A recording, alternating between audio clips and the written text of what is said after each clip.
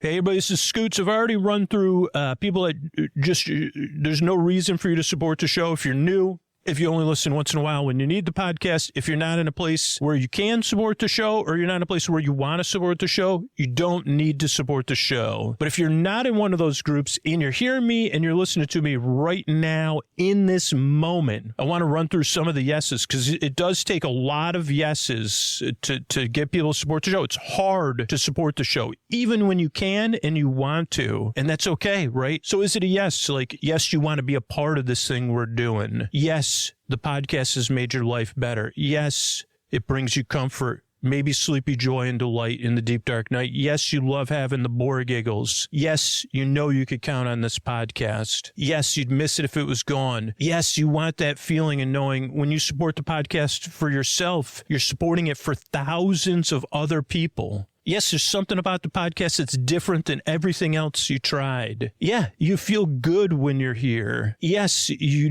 like it's changed. We've reached our, like, whatever it is. I'm here to change your relationship with the deep dark night. If any of those are yeses and you're saying, yes, I'm hearing you right now, Scoots, I'm listening. I know you need my support and I want to be a part of this thing right now. Go to sleepwithmepodcast.com/plus and set up the bonus content tomorrow, but go right now to sleepwithmepodcast.com/plus and sign up, because the yeses are only right now, and there's probably only going to be one person that has all those yeses, and maybe that's you. If it's not you, don't worry about it. I'm trying to get to that person that it is. All those are yeses right now, and they're going to sleepwithmepodcast.com/plus. Thanks. If your eyes are the windows to your soul, and your glasses are the windows to your eyes, then it's pretty important to find your perfect frames.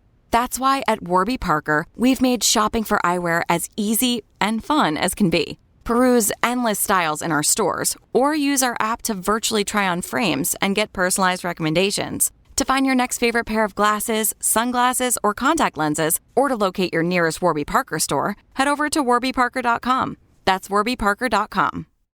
Friends beyond the binary, ladies and gentlemen, boys and girls, whether you're feeling like concentrated, fresh squeezed, or you say, where am I? What are you talking about? Well, you're probably not here to concentrate or have anything fresh squeezed. And I don't know why that popped in my brain, except that, it's barely barely tangentially. Is there a word intangentially? These are the questions that come up. Welcome to Sleep With Me, the podcast that's here to keep you company and take your mind off of stuff so you could fall asleep. It's a very different show. I'm glad you're here to check it out, at least. And I hope you discover I can become your friend in the deep, dark night that you don't have to listen to. For some people, that's an ideal arrangement, so let's see how it goes. I'm here to take your mind off stuff and keep you company. I think I already said that, too. Repetition's part of the show. It's very different. So what's coming up here? Support.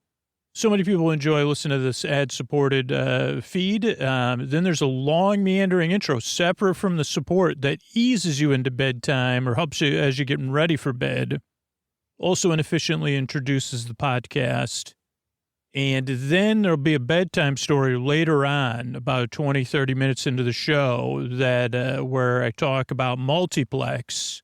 And we'll talk about a juice. The only reason is juice comes up in that. Not really. It's just a background thing. But this podcast is mostly about, they say, could you tell me about the Sleep With Me? Oh, boy, well, it's kind of like a background thing I listen to while I'm falling asleep.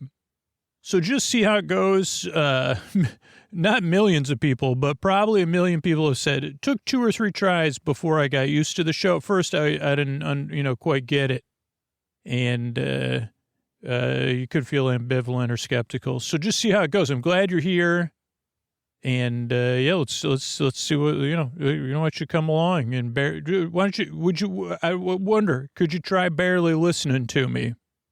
So let's, I don't know. I don't have anything out of, I didn't have anything witty to say in this setup, but I still don't have, Sleep With Me. The host of Sleep With Me quoted, still don't have anything witty to say. I'm still talking, but not anything witty right now or now. So thanks again for stopping by. And these sponsors are how I'm able to do it for free twice a week. All right, buddy, welcome to our episodically modular series Multiplex. It's an ongoing series. It's episodically modular, meaning this, I believe, is the third episode I'm recording. Oh, boy, I almost fell out of my episodically modular, there's not really rules. That's the great thing about episodically modular shows. If you're listening to this for the first time, don't worry. The main character or the character who's narrating, I don't know. They're going to catch you up on most of the details you would need to know. And then you could listen to episodes 1 and 2, and they'll be just pretend they're episodes, whatever. They're non-numbered episodes. You say, oh, okay, so this is giving me a little going back to the backstory now. How did we get to where we were in that episode I listened to that Scoots is talk that is happening in this moment, but, it may not be listened to in this moment. So you can listen to them in any order. It's designed that way. Multiplex is a tale about 4 high school age young people on an adventure. That supposedly the conclusion is them an adventure that ends in averageness or something like that. I can't exactly put it to words, but it takes place thus far. There hasn't been. I don't know if Multiplex is a dual meaning title or not.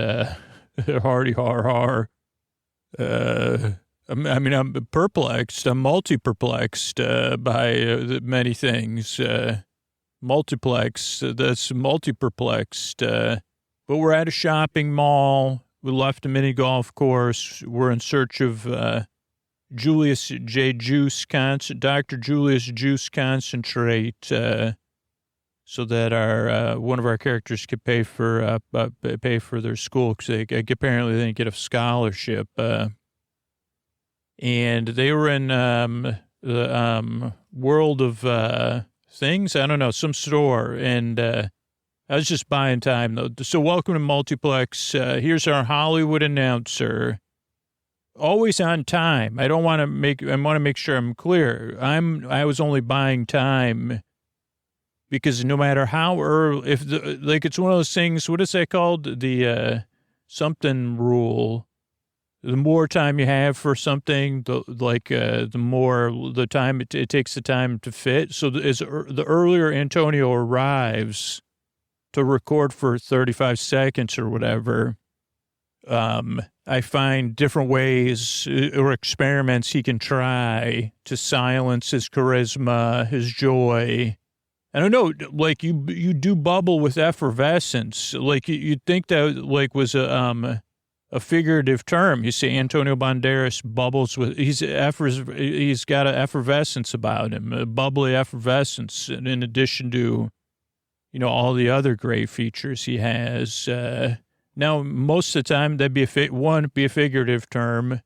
2, be a positive, be a compliment, and Antonio would take it as he is now, throwing his head back and trying to laugh silently. But when you're recording a sleep podcast, and you do know, I do notice these things, mostly with Antonio, where I say, wait a second, your effervescence, you may be bubbling with effervescence, or your effervescence may be bubbling, or your bubbles may be effervescent. And even though there's a figurative aspect of that, probably based on your spiritual whatever, or your charisma, or what, your joy, your zest va-va-vie or whatever, zest va-va-vie, your lust for life is, was once a punk song and then was in a cruise commercial. But it is actually bubbling, or you're making some sort of effervescent sound that the mic can pick up. So we try to go through different stages of preparation to silence those things for the benefit of the listener. And Antonio's willing. He loves it. He's the only person, we could try that we tested out BYO TVS or whatever. Bring your own Tyvek suit day. That was the only, he was the only employee that, technically he's not an employee because he does this, the joy of sleep. Obviously, bubble wrap didn't work. Bring your own bubble wrap day. Bring yourself wrapped in bubble wrap day. He called me. He said, I can't, like, he got in his car in the Los Angeles, greater Los Angeles area. And he said, I can't drive the car. I just realized I've wrapped myself in bubble wrap day. And also he said, it's very warm. And I said, why don't you see if you can find is there any bubble wrap made from Cool Max? That was the only time I heard him mumble, I'll give you a Cool Max. But then he showed up with a Cool Max t-shirt for me that said, my other shirt is made from bubble wrap, which I thought was funny. So anyway, he puts up with a lot because he just loves all of you. Really, I'm not kidding. And I said, you'd be perfect, for those movies where you have to sit in a chair and put makeup on for 6 to 8 hours before you shoot or film or whatever. And I said, probably you've been in movies like that, and because I said you're perfect for it. But even when you keep still, the makeup people, they don't have to deal with bubbling effervescence. That's like some sort of, you say, okay, could you pin it cosmic? It's some sort of bubbling cosmic effervescence. That's why it's not figurative. People think it is, but these cosmic things, not only do they have a song by Delight, but they also have a sound, a tone. But anyway, I'm so glad to introduce the man with the bubbling, the effervescence, cosmic effervescence. Could we start a musical duo? Could that be our first album? Bubbling, cosmic effervescence. It doesn't work. Just cosmic effervescence. Andrew and Antonio, it doesn't work. Banderas and don't say that. You can't say that on the mic. He said something that rhymes with starts the same as Banderas. But he was referring to me, and that actually would work. I just don't think, I guess we could self-publish it. Would Spotify censor that? If it was, because I would go for, I don't have any musical talent either. So we could be like the new Alvin and Chipmunks. He's really laughing now. Cosmic Effervescence, our first album, Banderas and, So, here's Mr. Antonio Banderas. This is a friends beyond binary. This is ladies and gentlemen, the boys and girls, it's time. I love putting all of you to sleep. Yeah, I bubble because I love. It's time for Multiplex. I don't have a movie camera sound, but it's movie time and Multiplex time. Yeah. Once again, that's why you're a pro, man. Holy cow. You don't even need that cosmic effervescence. Also, is that word you were saying? I always get mixed up if it starts with a P or a B. But anyway, that's Mr. Antonio Banderas. This is Multiplex. All right, hey, buddy. This is your narrator. I'm here recording. And I know some of you that are listening to this or fans of the show I used to put out and wondering, the reason I'm recording this is because I don't feel like I needed to come clean, but I wanted a record of the fact that it wasn't creativity that drove the somewhat popular, public domain or public access show that now in this present day, because of streaming and stuff, has gotten more attention. That people thought that it was my creativity, and there were other people, and I consider myself somewhat creative. My love of those films, my love of dressing up and interviewing people involved in those films and movies and shows, and the people that came before me and did that thing and influenced me. The fact of the matter is this isn't just a story about how those things were real. not creative. Those interviews, some of them were with the real people that I became friends with. This is a tale not of how to become friends with people whose movies and stories are based on them. This is a tale that never gets told. It's how do you go from being at the top to in the middle? Instead of being the icing on the cake, you're just one of those bubbles in the cake, and you say, being a bubble in the cake's pretty good because that adds some fluff to being in a crowd, a person among persons. When I was on a path and my friends were on a path to whatever you want to call it, pie in the sky, the A-list, the creme de creme. How does one take but how does one take a heroic journey to non-heroism, right? Doesn't get told, but it was and along the way, we had some pretty sweet adventures. But it all started after I didn't get a scholarship to school. My friends did. You'll hear more about them. Playing a mini golf game to kind of, forget about it. We pretended the game had high stakes, and the corncob kid appeared at the end of the game.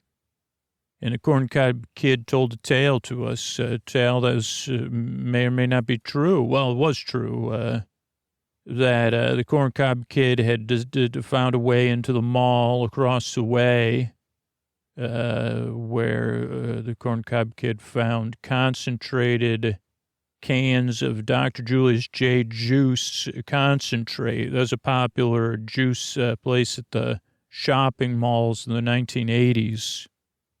And online bulletin boards or alt.Dr. Julius J. Juice fans or something, there was people willing to pay because it no longer existed, cans of concentrate of Dr. Julius J. Juice concentrate. So you can make your own Dr. Julius J. Juice at home. And the corncob kid, Boyd, had found a stash of them in a shopping mall long since closed, long since forgotten, or so we thought, obviously. So we made our way towards the shopping mall, through some culverts. We lost our way. We split up, not everybody was ready for the journey, but then we reconnected and we found a way into the shopping mall. We heard some noise in a restroom and we headed in a different direction because we were worried about getting in trouble. Obviously, my friends still had scholarships to school. Boyd, the corncob kid, I don't know what at that time was, Boyd was a entrepreneur even at that age. But we tried to hide out in, what was it called? Flatware World or the Land of Cutlery? I don't know. I'm here recording, my dog's looking at me, but that's not going to help me figure anything out. But we were hiding out in the storeroom. There was only unlocked door and we closed it behind us. We were lying low in the former storeroom of the World of Cutlery and, someone in the store said, "Hey, can you help me?" Which was a bit of a surprise to us because we had thought Boyd had said no one was in the mall. Maybe someone was looking around. That's what we thought we heard in the restroom. And that's what we still thought we heard. Someone, whose job was to patrol and, safety patrol the closed shopping mall. Though we were a little bit concerned that the shopping mall had two sets of very new fencing around it, very secure fencing. We had gone under the fence, but there we were in the back room of the World Flatware Cutlery or whatever it was called, an entire store for not just flatware, though. That would have been a different store. Implements for cut. You need to pair a pair. You could go to Cutlery, World of Cutlery. But they also sold flatware, which is it's not flatware. Not really all of it. Most of it's not totally flat. Even your butter knife. Definitely not your butter knife. But a spoon, fork. They go flat against each. Anyway, so this person says, "Can you help me?" And I don't know if I had left off there or what I was talking, but we were like, whoa, whoa, whoa. We're very surprised. We didn't say it that way, though. And, at first, some of us were drooling and we all held our bladders, but that's even surprising. And after we calmed down, it was dark in the storeroom, not pitch dark, though. And Boyd said, sure. And he said, can you come into the store then? Now, Boyd had this sense of confidence. Corncob kid. Boyd carried a corncob pipe designed for children at another store in the mall. No tobacco in the pipe or anything else. But Boyd liked to carry. That's how Boyd was known as a corncob kid. Also may have been a corn farmer. I don't know. I can't, at this time in my life, the facts get mixed up with, but most of this is how I remember it, because I wrote it down in my own handwriting. So, Boyd's confidence somewhat soothed us, and we followed Boyd, who followed this person into the store of, the World of Cutlery, and immediately Boyd looked back at us and then looked at the gate, which was lowered. But beyond the gate was the shopping mall. And that was important because we still wanted to get to Dr. Julius J. Juice, get the juice concentrate as much as we could, get it out of the mall, because it was salvage at this point. The mall had been closed for a long time. Dr. Julius J. Juice was out of business. In fact, the irony was, I think the world, but I don't know if I thought, none of that I was thinking about at the time. It's just like, oh, Boyd, okay, we could get through the gate. Why can't we leave? We may have even been talking, why can't we just get out of here? Let's just leave Boyd, was one of the theories between San, Josie, and I. I'm Wyatt, by the way. Pleased to meet you if I haven't met you already. Glad you're here to hear my tale. There we were. Corncob kid, employee. And they also had what do you call that? Like a smock, a vest, lab coat type thing. There's something about when you worked at the World of Cutlery where you wore lab coats, and it had what is that called? Embroidered thing that said the World of Cutlery. Now, there's one other thing you should know about the World of Cutlery if you're not from this time period. One, you'd say, well, that's surprising, that there's just a store and I don't know any of those details. All I know is almost every trip is starting at a certain time in a kid's life. If you consume enough media like I did and my friends, you find out that in the World of Cutlery, there's a couple different things. Now, this was a time when the idea of samurai and ninjas and kung fu to us young people had this allure and this excitement tied into it, but a bit of forbidden stuff because some of the stuff was, hey, you could get a paper cut from it. You got to be careful. And you could always find in cutlery, the World of Cutlery, up high, out of the reach of children and teens, of course, samurai swords. Now, usually there's just two of them on a display. Maybe there was a couple others behind glass, and sometimes there's other implements. But those samurai swords must have been how Ahab felt, looking at the white, to a preteen in this, in the 80s, in the World of Cutlery. You'd gaze upon those samurai swords with a thirst, with a hunger, with a dream to hold one. To be putting down your plastic or your cash, to be of age. We didn't even ask because we knew, can we hold it? No, absolutely not. And that's an important part of this story, too. But Boyd was already 5 steps ahead of us. He said, sure. They walked into the store. The employees started pacing around. And we didn't, at the moment, we knew it was strange, right? The mall had been closed. There's still a worker there, but we were so disoriented at this point. And Boyd had this just sense of space that we didn't quite put everything together. The mall had been closed for years. But Boyd said, how can we help you? And the employee went behind the counter and pulled out a box and put the box on the thing. The box was a wooden box. The box lid was open. The box lid was lined with felt. And it had a thing. It was a very nice box. And what it should have held in it was a very nice implement for cutting.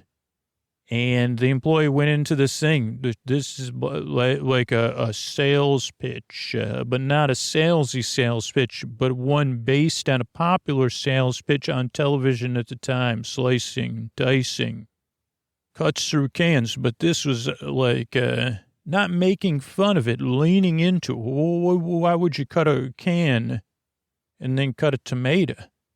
And he said tomato, not tomato or tomato, he said tomato because Josie giggled.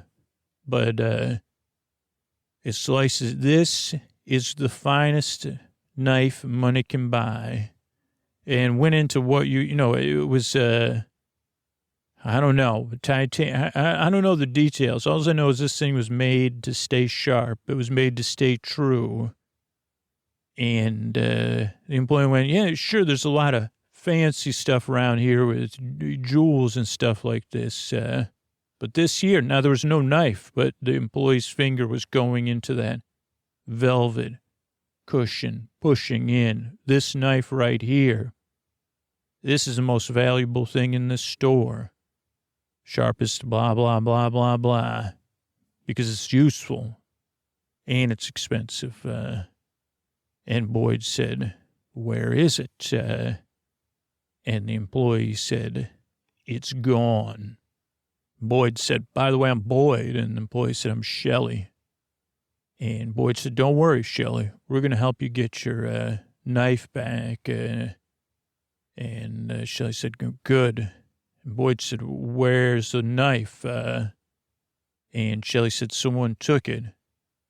And Boyd, though, knew a little bit something different was going on here. But Boyd said, how long ago?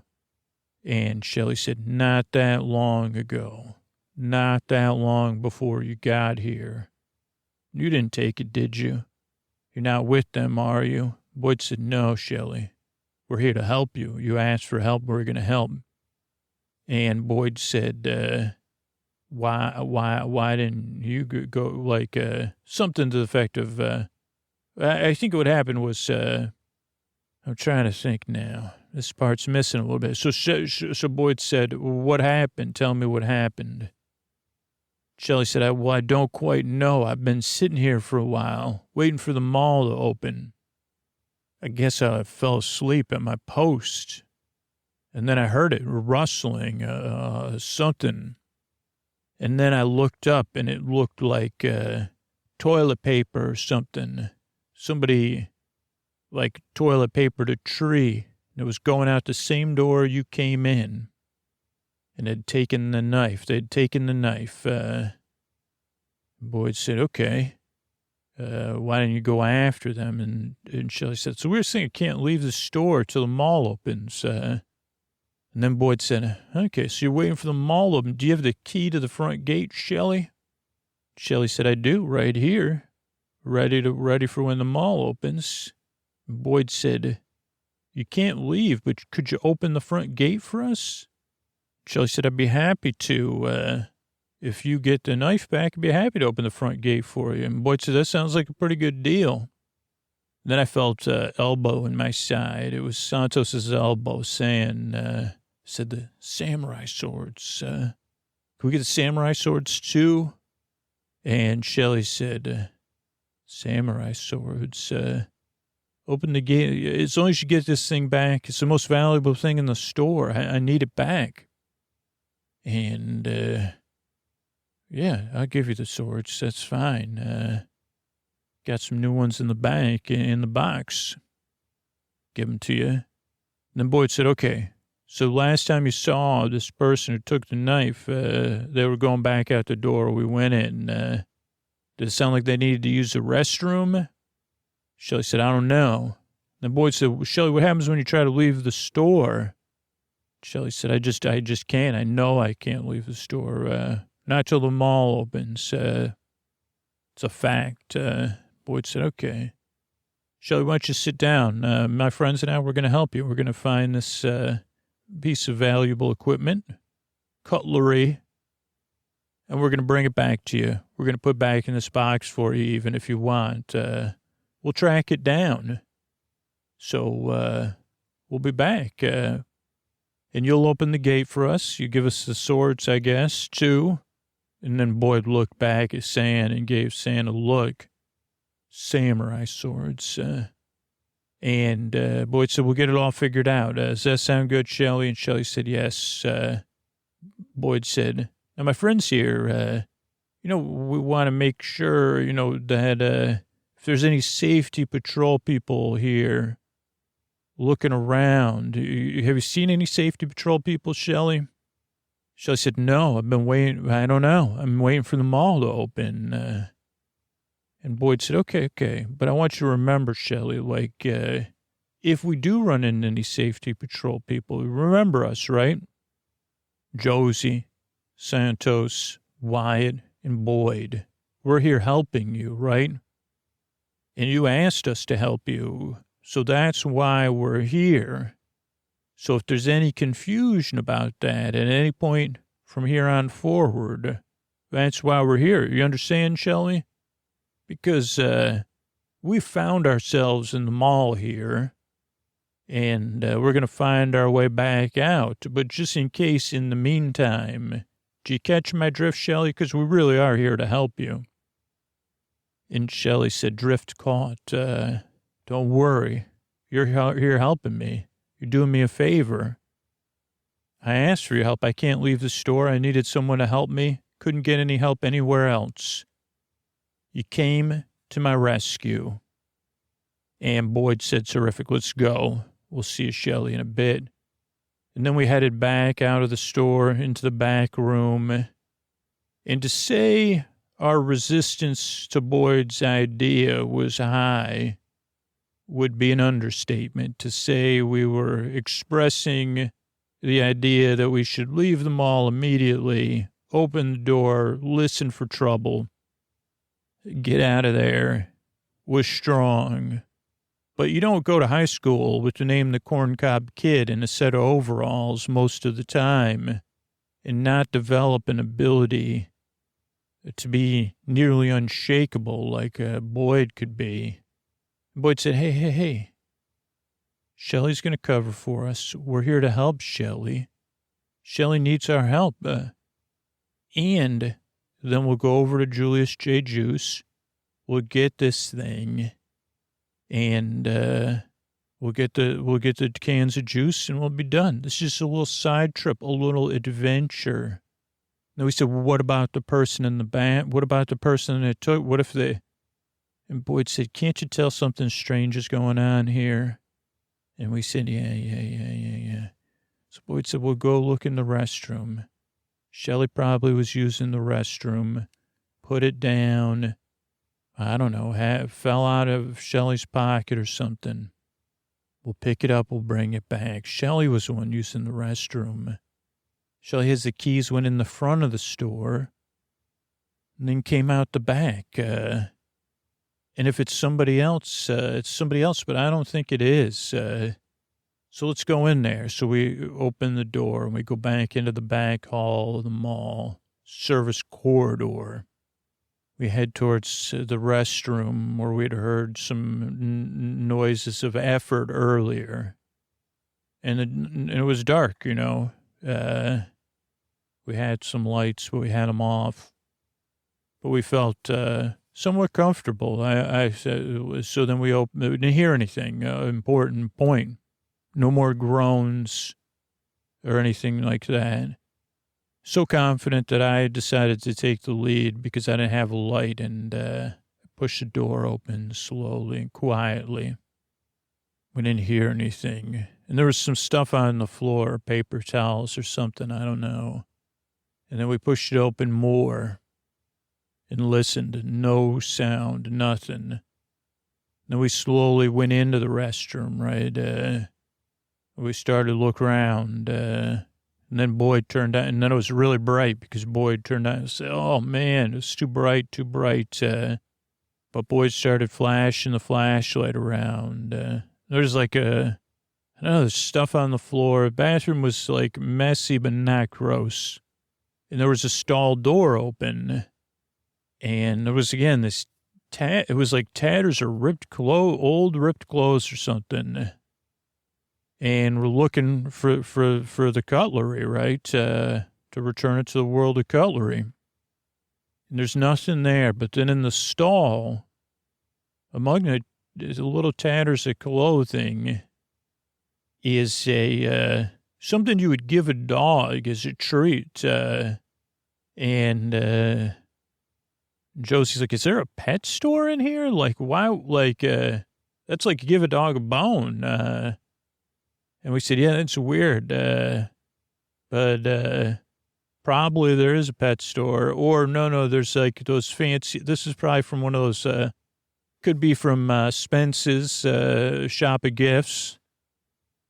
Or one of those fancier stores. I think it's for anatomical, like it's a piece of anatomical decoration, not for dogs. And then we were like, oh, yeah. It's like a piece of anatomical decoration, not for dogs. Like, looks like it's like for the shin. And then, of course, San had to pick it up and use it like a samurai sword. And then it was a bit slapsticky for a while because it was slipping on the whatever was on the ground. And I said, wait a second, the stuff on the ground was outside the door too. And Boyd said, yeah, let's follow maybe somebody's like cutting up T-shirts or something. And we were on the scent like a dog who had gotten a piece of anatomical decoration from like a shin. And then we started passing it around because it was nice and smooth and shiny, high quality, polished. And it was cool to hold in your hand and try to juggle it. And we found some more tatters of clothes on the floor, like a white T-shirt that had been out in the rain or something like that. Just little scraps every 5, 6, 10 yards. We started following. We didn't hear anything for a while. And the last junction in the corridor, the service corridor, it swung to the left into the mall. There was a set of double doors, and that's where the last piece of clothes, dirty T-shirt or whatever was. So we went to those doors, and they were swinging double doors, and we opened those doors slowly. And then we could hear it in the distance, like some sort of sound in the mall, some sort of like something like more like a cat going through a trash can or something type sound. But the cat was kind of muttering to itself in a human voice. And we listened, and Boyd held up a finger. Yeah, it was only one voice. And we got crouched down, and we headed, and then we were behind one of the fountains, which was a raised tile fountain, same tile as the floor. It was off at this time, and it had lights that could change colors and stuff like that. Used to divided the mall and the traffic of the mall. But on the other side of the fountain was a place called Hickory-Dickory Farms. It was a store. Again, you may think this is a wild time to be alive. It was a store that sold cheese and summer sausage, salamis, pepperonis, spreads, crackers, all store brand too, mostly for gifts and gift baskets. Hickory-Dickory Farms, it was called. And there we could see in one of the coolers, they had a lot of coolers, keep the cheese and the meats cold. There was something in the cooler, right? Person going through things in the cooler, muttering to themselves. Then we saw them hold up one of the things they were known for are the giant summer sausages, some of which were the same size as a toddler, 4 feet, 5 feet. This one was about, 3 or 4 feet, and we see it like waving this summer sausage, but this summer sausage was years and years old. And I think they were already air dried and stuff, so it was just a little shriveled up, but it was still long. It's just a little knotted like a piece of wood. What is that? Gnarled like a piece of wood. And we looked at each other, and Josie did a circular thing, like this is weird kind of thing. And I said, okay, I got an idea. And then Sam said, look, and in the other hand, which we saw briefly, like a flash of it. Again, it's pretty dark in this mall. We saw the shine because the skylights and the moonlight coming through of what looked like a piece of cutlery, a piece of nice cutlery. We said, that's it. And then again, we said, let's get out of here. But at this point, we'd crossed the threshold, at least Boyd and I had, and I shook my head. I said, we just got to be careful. And Boyd was looking around, and we noticed there was a scaffolding in front of one of the stores that had closed down.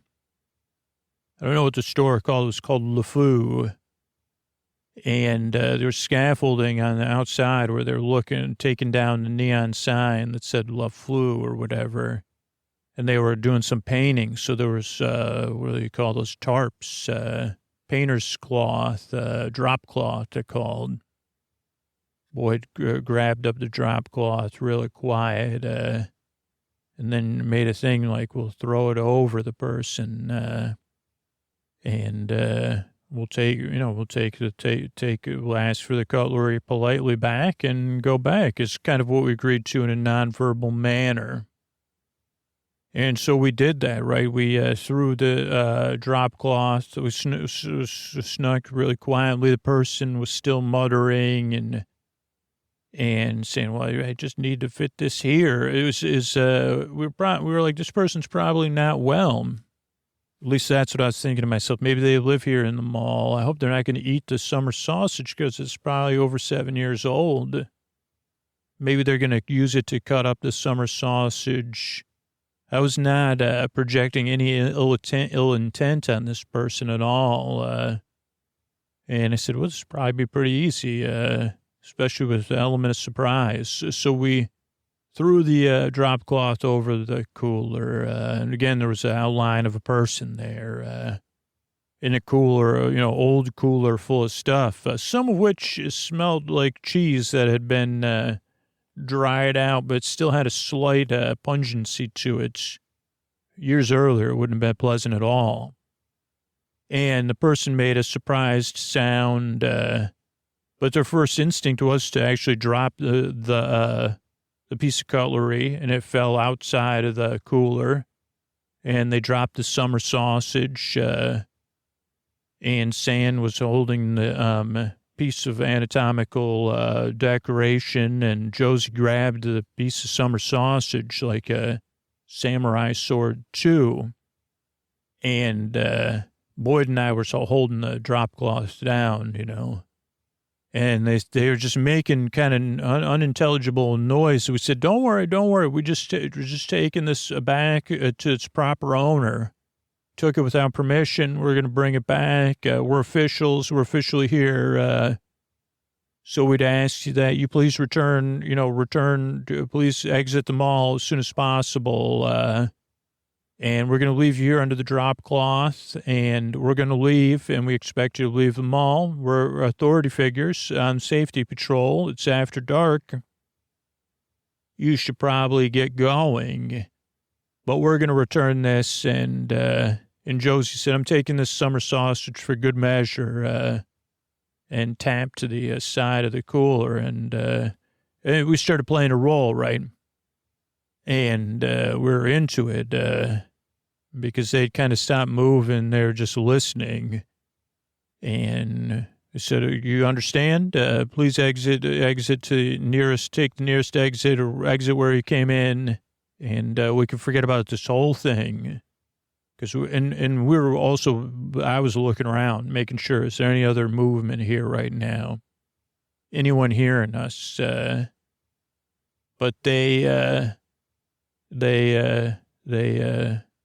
just laid there. But they're kind of making this sad groaning sound, which I find it kind of felt bad about, right?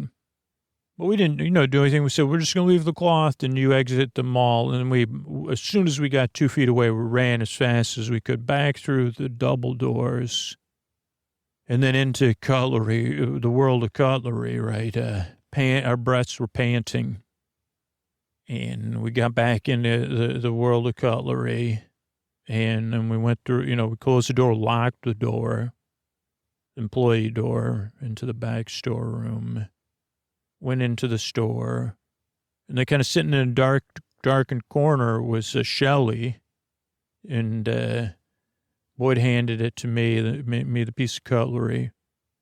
I put it back in the case. He said, Shelley, we got your cutlery back. And Shelley kind of was, again, like in a revere, whatever you call that, fugue-like state. And Shelley said, oh, thank you so much. They still haven't opened the mall yet, though, huh? Boyd said, no, but, we helped you, just like we said, Shelley. And Shelley said, yeah, don't worry. Not only do I have the samurai swords for 2 of you, I have 2 other things I want to give you. I noticed, I get an employee discount, and we get to try stuff out. So these are samplers anyway. And handed the samurai swords to San and Josie. Then Shelley took out what was a Finnish safety cutlery device, utility cutlery device. And it had all this stuff. You can open wine, you could brush your teeth, you could pick your teeth, you can, all the tweeze things. And Shelley gave that to Boyd, Finnish safety cutlery. And for me, Shelley said, this is the newest thing. We unfortunately, I don't think the world of cutlery is going to make it till this comes out. But Shelley said, this is a multi-cutlery. And I said, a multi-cutlery. Shelley said, yeah, it's got pliers.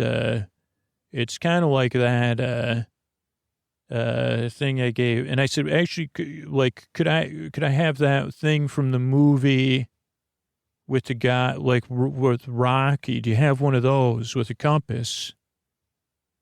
And Shelley said, yeah, I give you one of those too. That's for adventuring cutlery. It's in our adventuring department. But trust me, you want this too with the pliers. And so we got a bunch of free cutlery.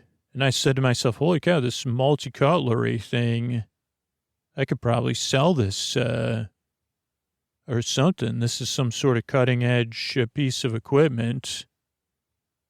And then Shelley said, here's the keys. Why don't you open up the door? Go ahead. You just turn it to the left and it'll open up. And Boyd started to open up the gate, and we watched the gate go up. It made a little bit of a clanging, right? Now, the thing was, this gate had not just the gate, but acrylic on the gate, which I kind of guess I didn't realize until the clanging stopped. Because as Boyd stopped the key and pulled the key out, we turned around and Shelley wasn't there anymore. We assumed Shelley maybe went into the back storeroom or used the restroom. We said, Shelley. No answer. And Boyd said, Shelley, we're leaving the keys here on the counter for you. But as soon as Boyd stopped talking, we could hear some sounds from the person in the Hickory-Dickory Farms cooler. And they were kind of, they seemed very upset, but not in a sad way. And again, because there was nothing intimidating about them. And now we had a bunch of cutlery. We, And also we had to get to Dr. Julius J. Juice, which meant we had to pass the Hickory-Dickory farms anyway. We headed in that direction. And Josie was first because Josie now had a samurai sword and a summer sausage. And Boyd had a piece of anatomic, or not Boyd, San had that anatomical equipment. But as we got closer, we saw that the person still had the drop cloth on them, but they were crawling along the floor away from Hickory-Dickory Farms. And they were groaning and kind of weeping. And we all felt bad, but Josie was like, quiet, quiet, quiet. But she was saying it in a much louder way. Quiet, quiet, quiet, quiet. And Josie said, if you don't be quiet now, I'm going to we're going to have to, and then San ran up behind Josie and grabbed the drop cloth and pulled it back. At this point, I'll just tell you what our theory became as we saw what was, who was underneath the drop cloth. It was it was a pleasant surprise, I'll just say, because it created a theory which we immediately had to go to maintain some sense of semblance. Because for a while we just stared and they were asking for help. And like kind of in a sad way. But as we observed them, after a long moment of silence while they were muttering, we came to the conclusion that we were participating, and this made sense with Shelley, that this was some sort of immersive theater. And we kind of came up with the idea quickly together. We took about 3 steps back from this, what we'll call a mommy, right? A cloth-wrapped being in a deteriorated state, though, because they had been losing cloth and parts. And we had come to the conclusion that that's clearly a puppet with a speaker in it, an animatronic like they had it in Disneyland and stuff like that, some sort of advanced entertainment device made of anatomical pieces.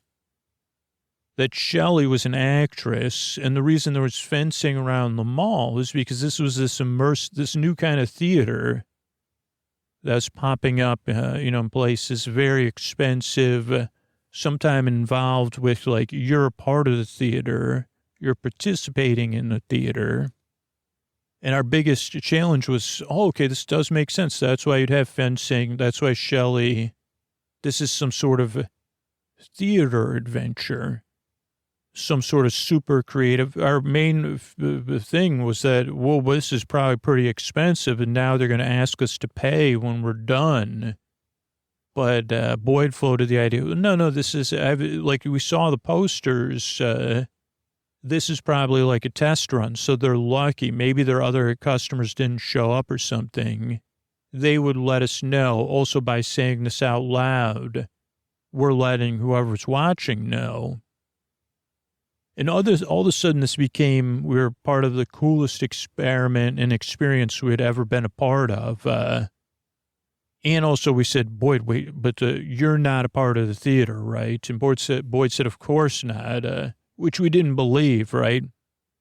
So I think part of us even had this suspension of disbelief that probably Boyd was part of this and that the whole thing. But I said, if the Julius Juice isn't real, Boyd, please tell me there's going to be another way I can pay for school, like working at this.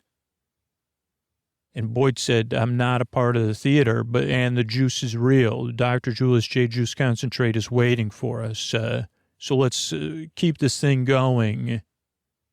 And so we returned to this puppet, this anatomical puppet, wrapped in swaddling. And we said, hey, what's wrong? And it said, why'd you throw that on me? And we said, well, you took a a piece of cutlery without permission from Shelley's The World of Cutlery. And it said I was trying to fix things, a little bit like a sadder version of Eeyore. I was trying to fix things, and we said, well, you can't take things without permission. What did you need to fix? And it said, can't you see I'm falling apart? I'm falling to pieces. I mean, we were amazed at the level of technology that was happening. And we said, well, what can we do to help? And it said, help put me back together so I can get back home. And then Sam said, well, I have a piece right here. And then Josie said, you were going to use this as another piece, huh? And suddenly the puppet perked up, or the animatronic said, yeah.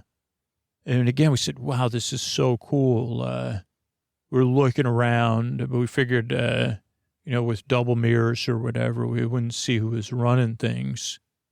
And we said, well, we'll help you. And it said, well, I need to get put back together. Like those are because we realized anatomically it needed that shin thing that Josie San had, and a thigh that the summer sausage could replace, as well as losing a lot of cloth-based mass. And we said, well, what if we put you in this, we could carry you in the drop cloth. And then someone said, like a baby to your mommy, which we all had a laugh at. It didn't get it, though, because it was just an animatronic, right? Probably had limited. I don't know if they were using a walkie-talkie, or at the time, I didn't know. And so we said, we'll help you. And they said, well, I need, to get put back together. And we said, okay, we could go to where we buy candy and soda before the movies. Quick Scripts, formerly known as Phase, but we'll just call it Phase for now. And we said we could go and so we said, okay, we'll head towards Phase, which wasn't that far down. Phase was had all the stuff you needed if you were feeling under the weather, you needed a Band-Aid, shampoo. And so we bundled up this animatronic puppet that somehow, we were very careful. We said, get in there yourself. We don't want to break you, because it probably costs more than going to university would. And then we headed off to Phase. But that's probably a good place to stop for now, because I felt like as soon as we lifted this thing up, it fell right to sleep anyway, or went into some deactivated mode. But oh boy, did it feel like we were on an adventure, but that all would be well, because it was exciting at this time. Maybe you could get some rest until we get to the next part of my tale. Good night, everybody. Everybody, this is Scoots. I just want to thank the people who signed up recently at Sleep With Me Plus, our newest members here. I want to thank Kelly, Matt, and Lori. Thank you, thanks, and good night. Melissa, Adam, and Dan. Thank you, thanks, and good night. Kate, Karsten, and David. Thank you, thanks, and good night. Stephanie, Melanie, and Sam. Thank you, thanks, and good night. Justin, Ryan, and Caitlin. Thank you, thanks, and good night. Jessica, Alexandra, and Vanessa. Thank you, thanks, and good night. Melise, David, and Laura. Thank you, thanks, and good night. Cynthia, Emily, and Carly. Thank you, thanks, and good night. Callum, Matt, and Linda. Thank you, thanks, and good night. And Scott, Brianna, and Christy. Thanks, and good night. Thanks, everybody who supports the show directly. Whether you support the show on Patreon, you support the show on Apple Podcasts, or if you're a member at Sleep With Me Plus, one of the Boar friends, we couldn't do it without you. Or if you support a sponsor, you ever supported a sponsor, show's here because of you.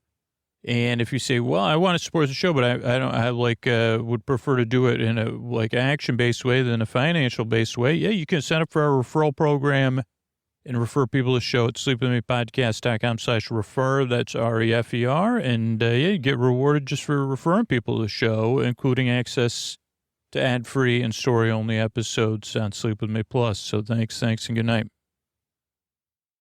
This show is supported by Odoo. When you buy business software from lots of vendors, the costs add up and it gets complicated and confusing. Odoo solves this. It's a single company that sells a suite of enterprise apps that handles everything from accounting to inventory to sales. Odoo is all connected on a single platform in a simple and affordable way. You can save money without missing out on the features you need. Check out Odoo at odoo.com. That's odoo.com.